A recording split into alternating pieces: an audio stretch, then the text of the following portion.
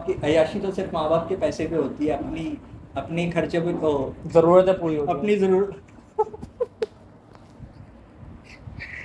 अस्सलाम guys, welcome to our new video. तो guys हम लोगों ने कुछ नया सोचा था कि घर पे बैठ के वीडियो बनाएं। तो आपको पता है जैसे कि बाहर महंगाई बहुत हो गई है, तो अब पैसे लगाना इतना थोड़ा फजूल लगता है। पेट्रोल भी बहुत ऊपर हाइक पे पीक पे जा चुका है। 305 ऐस- 305 चल रहा है। ऐसी बात है, तो हमने सोचा क्यों ना घर पे बैठ के वीडियो बना ले।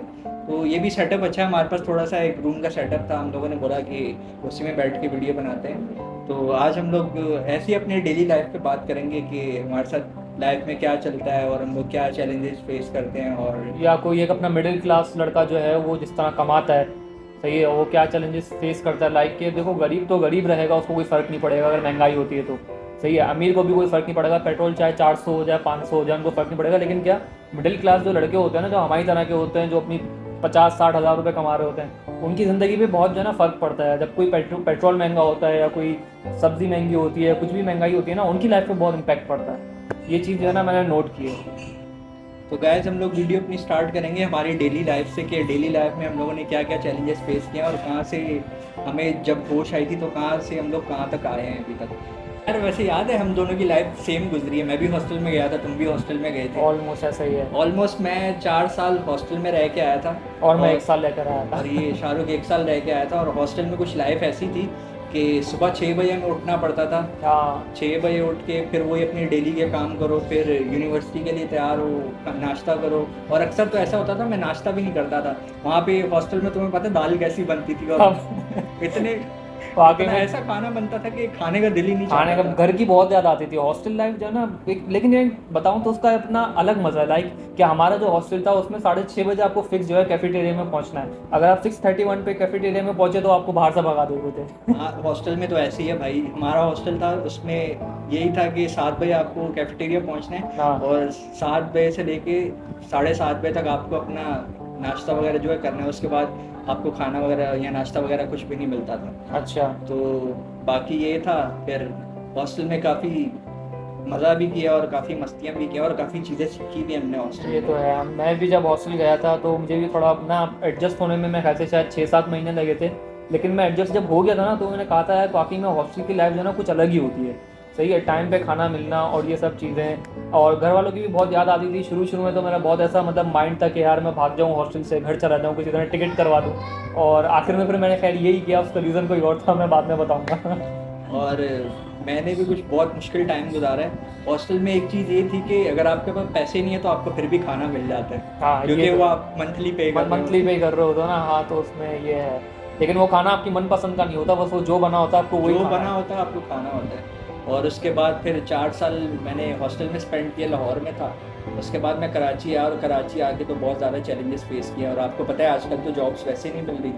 कराची आया, फिर 1 साल मैं कतर गया, वहाँ पे रह के आया। यार बस और जब तक हॉस्टल में थे माँ बाप के पैसों पे जो है वो हम लोग अय्याशी करते थे, हमें पता नहीं था। जब हम वापसी कराची आए तो पता चला कि यार अब जो है वो आगे हमें कमाना है अपने लिए खुद। और फिर हमें चीज़ों का भाव पता चला, कौन सी चीज़ कितने की मिल रही है, क्या गुजर होता है, किस तरह होता है। तो वो लाइफ ना वहाँ पे उस मोमेंट पे बहुत ज़्यादा टफ हो गई। मतलब वो एक ऐसा था कि आपको सीखना है। सही है कि यार वाकई में ज़िंदगी को गुजारना किस तरह है आगे। जब तक माँ बाप के पैसे पे थे तो कुछ नहीं पता था। पेट बाइक अब्बा की स्टार्ट की और कहीं चले गए। हाँ, अब्बा से पैसे ले लिए, कुछ खा लिया, ये वो। अब जब खुद के खर्चों पे हम आए ना तो हमें पता चल रहा है कि यार कि इट्स नॉट ईजी यार। किसी ने सही कहा था, माँ बाप के पैसों से अय्याशियाँ होती हैं और अपने पैसों से तो ज़रूरतें भी पूरी नहीं होती हैं। ज़रूरतें भी पूरी नहीं होती, यही है बस लाइफ।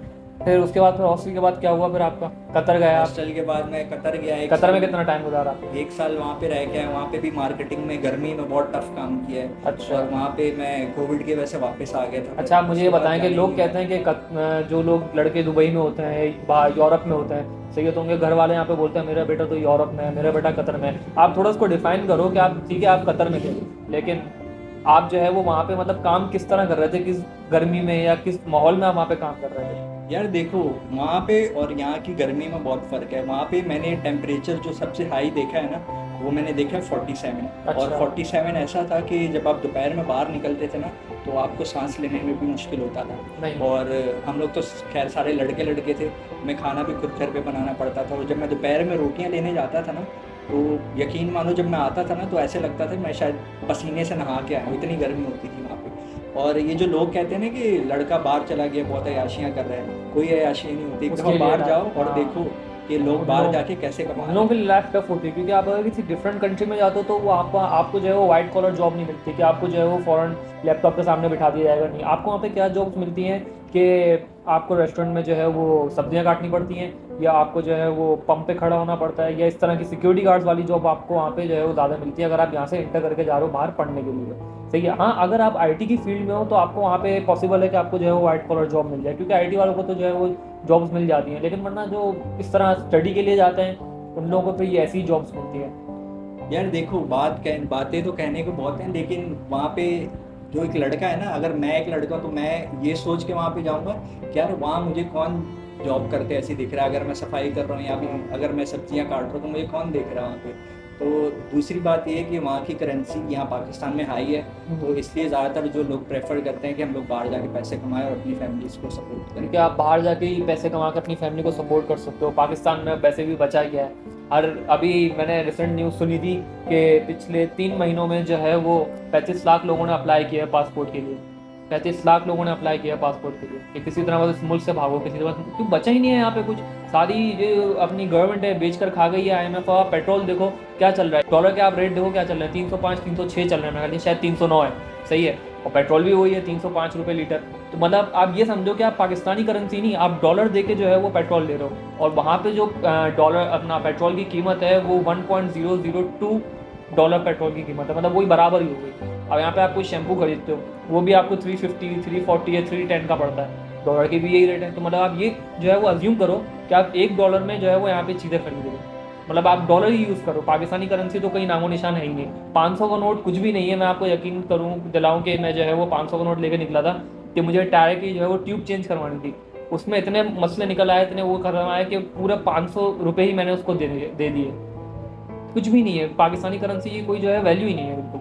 खैर, ये बातें तो होती रहेंगी। आप कुछ नया बताएं, आपकी लाइफ में ऐसा क्या हुआ है जो आज आप जो है वो डिस्कस करना चाहते हैं। इन सब बातों को छोड़ो, मैं तुम्हें हॉस्टल का एक सीन बताता हूँ। तो सीन कुछ ऐसा था कि मैंने किया हुआ था स्टडी हॉल से बंक अपने। अच्छा। तो अब तुम्हें पता है जब हॉस्टल में कोई नहीं होता तो पूरे हॉस्टल की लाइट वगैरह बंद होती है। हाँ। तो मेरी भी कुछ तबीयत भी ख़राब हो रही थी। अब मैं ऊपर अपने बेड पे लेटा हुआ था और पूरे हॉस्टल की लाइट बंद थी, कोई एक बंदा भी नहीं था हॉस्टल में। तो अब मैंने जैसी आंखें बंद की, थोड़ी देर सोया और उसके बाद जैसी मेरी आंखें खुली तो मुझे ऐसा लगा मेरे ऊपर से कोई चीज़ आके बैठ गई है मेरे सीने पे। कभी मैं हाथ मार रहा हूँ, कभी आवाज़ें दे रहा हूँ, कुछ मुंह भी मेरा बंद हो गया और हाथ भी नहीं मेरे चल रहे। तो वो सीन बड़ा बैड था। तो ये मतलब क्या टाइम क्या हो रहा था उस वक्त? यार टाइम था कुछ तकरीबन, हमारा स्टडी हॉल होता था हाँ। 7 से 9 बजे तक, तो तकरीबन 8 बजे का टाइम था और बिल्कुल अंधेरा था। मज़े की बात ये है कि हमारे हॉस्टल के पीछे खेत बने हुए थे और खेतों में वैसे ही रात के टाइम में बहुत अंधेरा हो गया। यार वैसे जहाँ तक मैं आपको बताऊँ, मेरी नॉलेज है कि जो हॉस्टल्स वगैरह होते हैं ना, ये ऐसी ज़मीनों पे बनते हैं जिनको कोई ख़रीदता नहीं है। लाइक कि क्या तो वो किसी हॉस्पिटल की होती है, सही है, या वो कोई लोग 2-3 कब्रें दफना देते हैं, कब्रिस्तान हो जाता है इस तरह, तो उनको कब्रों को तोड़ के जो है वो जगह बेचने की करते हैं हॉस्टल। लाइक मैं जब एबटाबाद में था तो हमारे 2 हॉस्टल्स थे। जिस हॉस्टल में मैं रह रहा था वो हॉस्टल तो अल्हम्दुलिल्लाह वहाँ पे बिल्कुल कोई सेफ था, मतलब वहाँ पे कोई ऐसे असर वगैरह नहीं थे। लेकिन जो दूसरा हॉस्टल था वो आई थिंक 1 किलोमीटर या 2 किलोमीटर दूर था। तो हम अक्सर वहाँ पे जाते थे, हमारे कॉलेज के फ्रेंड्स होते थे, तो वो हमें बताते थे कि रात के टाइम वो लोग जो है स्टडी कर रहे हैं, सही है, और मैं कहते शायद 8-9 बजे का टाइम हो रहा है। वहाँ के 8-9 कराची के जो है 3 साढ़े 3 सपने आप, मतलब इतना सन्नाटा हो जाता है कि कहते हैं ना ओपन ड्रॉप साइलेंस, ऐसे ही होता है। तो अब वो स्टडी कर रहे हैं, उनको ऐसा लगा किसी ने ना उनका डोर नॉक किया, सही है। अब वो कह रहे शायद कोई होगा, दूसरा लड़का होगा या कोई लड़का होगा। तो वो उठ के जा रहे हैं, जाके देखा उसने दरवाज़ा खोला, कोई भी नहीं है। तो उसने बोला यार हॉस्टल यार लड़के करते रहते हैं, दरवाज़ा नॉक किया भाग गया कुछ भी एक्स्ट्रा दैट, तो उसने उन लोगों ने इग्नोर कर दिया। 3 लड़के थे वो। उसके बाद फिर जो है ना दोबारा जो है ना 2 दफ़ा 3 दफ़ा नॉक हुआ, वो फिर उठ के गया तो उसने देखा कोई भी नहीं है, फिर वो बंद करके वापसी आ गया। फिर जब चौथी दफ़ा जो है ना किसी ने दरवाज़ा नॉक नहीं किया, बाकायदे से कोई हिलाते है ना ज़ोर से, वैसे हिलाया। अब उन लोगों को गुस्सा आ गया कि ऐसा कौन है, वो उठ के गए, फ़ौरन देखा कोई भी नहीं है। उन्होंने वार्डन को जगा दिया कि वार्डन हमारे जो है वो इस तरह दरवाजे में कोई कर रहा है। तो आपको बताऊँ वार्डन ने क्या कहा? वार्डन ने कहा कि यार इसको ना इग्नोर करो। तो उन लोगों ने वजह पूछी कि इसको इग्नोर करने की क्या वजह, मतलब, तो वार्डन ने कहा कि यहाँ पे असरात है। यार खैर ऐसी जगह पे तो ऐसी चीज़ें होती हैं और ये बेशक ये तो चीज़ें हैं इस ये चीज़ें हैं, हाँ। जैसे इंसान है वैसे ये भी है। इंसान जिन्नात भी होता है, मतलब कि जो जिन्नात भी होते हैं। लोग जिन्नात पे जो है वो बिलीव नहीं करते, ये गलत है, क्योंकि जिन्नात भी होते हैं। जिन्नात कई दफ़ा कुरान में भी जो है उनका जिक्र हुआ है कि अल जिन्स और इंसान जो है वो हमने बनाए, तो जिन्नात भी होते हैं। ऐसा नहीं, कुछ बुरे होते हैं और कुछ अच्छे होते हैं। खैर आपको अगर हमारी वीडियो अच्छी लग रही है तो वीडियो को लाइक भी करें और सब्सक्राइब भी कर दें हमारे चैनल को। लाइक सब्सक्राइब कर दें, क्योंकि मैं जो है वो बहुत दूर से आया हूँ उसके और घर पे। इसको मैंने बहुत दूर से बुलाया है। और हम लोग वैसे तो डेली लाइफ हमारी चलती है, हम लोग पूरा टाइम हम लोग ऑफिस में बिजी होते हैं और ऑफिस की हाँ। टाइमिंग हमारी कुछ ऐसी है कि 2 बजे जाते हैं और हम लोग रात में तकरीबन 10-11 बजे आते 10-11 बज जाए, लेट शाहरुख- सिटिंग वगैरह भी हो जाती है। हैं। दोनों हम लोग एक ही ऑफिस में हमने हैं। एक ही ऑफिस में, और शाहरुख शायद मेरे से तुम 1 घंटा पहले आ जाते हो ना मेरे मैं से। 1 घंटा पहले आता 1 हूँ। घंटा हाँ, पहले मैं आया सुबह तो जाता भी जल्दी हूँ। सुबह जाता भी जल्दी है और उसके बाद तो हमारे पास बिल्कुल टाइम नहीं होता, बस ये वीकेंड्स पे टाइम होता है हमारा। और बस यही चल रहा है लाइफ में अभी। अगले वीकेंड का व्लॉग हम जो है वो इससे नहीं बना सके, क्योंकि एक तरीके टाइम भी नहीं था, दूसरे टाइम की भी नहीं था और हमारी, दूसरा मैं गया हुआ था फार्म हाउस और हाँ, शाहरुख घर पे था। मैं घर पे था। खैर मैंने वहाँ पे वीडियो शूट की थी लेकिन कुछ ऐसी खास नहीं बनी, इसलिए मैंने अपलोड नहीं किया वो। या फार्म सही नहीं था। फार्म हाउस सही नहीं था, बस एवरेज था, बस मतलब कोई वीडियो शूट करने लायक नहीं था। अच्छा, इसलिए मैंने वीडियो भी नहीं बनाई। गाइस हम लोग ना रूम में बैठ के रिकॉर्ड कर रहे हैं, अगर कोई बैकग्राउंड पे नॉइस वगैरह आई है ना तो उसको प्लीज़ इग्नोर कीजिएगा। नहीं वैसा आएगी तो नहीं, क्योंकि आएगी तो नहीं, हम वैसे कोशिश क्या- करेंगे कि उसको जो है वो रिड्यूस कर सकें। हमारे पास कोई इतना कोई सॉफ्टवेयर तो है नहीं, लेकिन जो फ्री सॉफ्टवेयर्स हैं हम उनको यूज़ करेंगे ताकि जो है वो थोड़ा रिड्यूस करें। यार गर्मी बहुत हो रही है, बाहर ना चले। गर्मी तो बहुत हो रही है, बाहर पेट्रोल तुम्हें पता है कितना महंगा हो यार गया है। पेट्रोल महंगा हो गया तो क्या गाड़ियों को आग लगा दें? लगा दो, मैं तो बोलूँ। यार खैर मैं एक वीडियो देख रहा था फेसबुक पे। हाँ, अब एक भाई साहब हैं, रोड पे गाड़ी निकाली उन्होंने और पेट्रोल की वजह से वो इतना तंग हो गया था कि पेट्रोल इतना महंगा हो गया, उसने गाड़ी रोड पे ऐसे फेंकी और डंडों से उसको तोड़ना शुरू कर दिया। अब देख लो कि लोग कितना तंग हुए हैं। लोग बहुत जो है ना फ्रस्ट्रेटेड हुए हैं यार इन चीज़ों से। लाइक देखो, अब पेट्रोल अगर महंगा हो गया तो हर चीज़ महंगी हो गई। लाइक हर जो चीज़ चीज़ ट्रेवल महंगी। करके आ रही है ना, चाहे वो बलूचिस्तान से आए या कहीं से भी आए, वो अपने रेट जो है वो बढ़ा देंगे। वो कहेंगे कि पेट्रोल एक्सपेंस भी लग रहा है, ये भी हो रहा है, वो हो रहा है। और दूसरा, जो लोग बेचारे पब्लिक ट्रांसपोर्ट करते हैं, जिनके पास अपनी कोई कन्वेंस नहीं है, कि ना कोई बाइक है ना कोई गाड़ी है, उनके किराए महंगे हो जाना अचानक से, तो यार बहुत सी चीज़ों पे इम्पैक्ट पड़ता है सिर्फ पेट्रोल जो है वो महंगा होने से। लेकिन ये है कि अब पेट्रोल, मैंने सुना है बस खाली ये 3-4 साल ही है जो पेट्रोल जो है वो चल रहा है, उसके बाद सारी चीज़ें जो है वो इलेक्ट्रिक आ जाएंगी। लाइक जैसे आप देख रहे हैं इलेक्ट्रॉन वगैरह इलेक्ट्रिक कार्स चल रही हैं, तो इलेक्ट्रिक बाइक्स भी आ गई हैं, आपको पता हो वो कैरा वगैरह की। तो ये है कि हर चीज़ जो है ना फिर इलेक्ट्रिक पे हो जाएगी, तो पेट्रोल की फिर कोई इतनी कीमत नहीं बचेगी, ख़त्म ही हो जाएगा ऑल। अब आप एक मज़े की बात नोट करो, जैसे जैसे टेक्नोलॉजी इलेक्ट्रिसिटी की तरफ जा रही है वैसे वैसे इलेक्ट्रिसिटी के भी रेट ऊपर रेट बढ़ते जा रहे हैं अभी अपने। खैर ये बातें तो होती रहेंगी, गर्मी बहुत है, अभी हम लोग बाहर जा रहे हैं और बाहर जाके आपको मिल। तो हम सोडा पीने आए थे यहाँ पे, गर्मी लग रही थी घर में बहुत, तो अब सोडा हमने पी लिया है। अब यहाँ पे कोई मॉल नहीं है, वरना हम वीडियो वगैरह भी बनाते। तो अब ये है कि अब ऑफिस घर जा रहे हैं, सुबह ऑफिस जाना है हमने। तो सी यू इन नेक्स्ट वीडियो, जब तक के लिए पीस आउट।